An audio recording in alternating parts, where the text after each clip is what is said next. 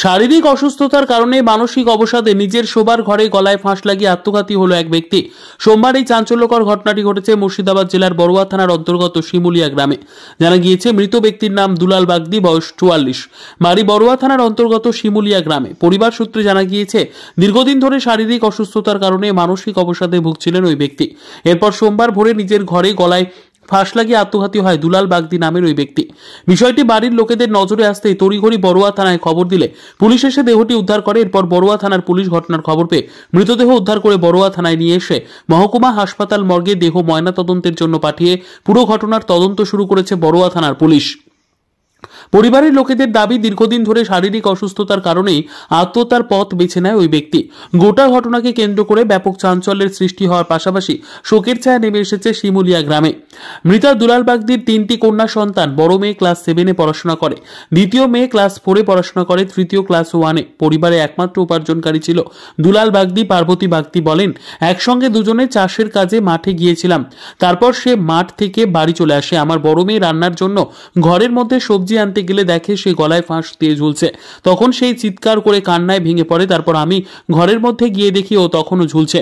আমাদের কান্না শুনে পাড়া প্রতিবেশীরা এসে তাকে নামায়। পার্বতী বাগদি বলে, স্বামীর সঙ্গে আমার কোনো রকম ঝগড়া ঝামেলা ছিল না। তারপরে ও কেন এই ঘটনা ঘটালো বুঝে উঠতে পারছি না।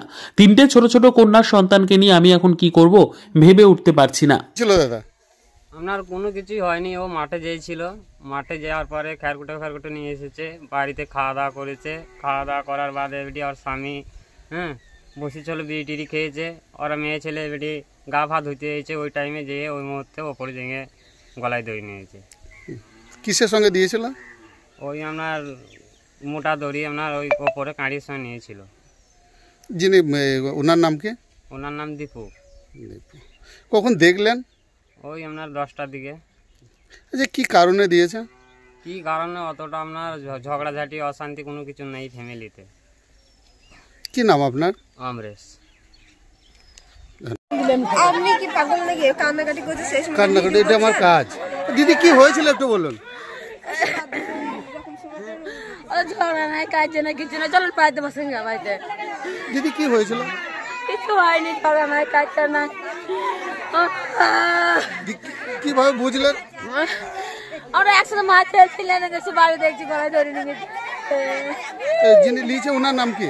ওনার দীপু বাগদি। কে হয় আপনার? আমার বোনের স্বামী হয়। আচ্ছা, ওনার ছেলে পিলে কটা একটু দাঁড়িয়ে বলুন। 3টে।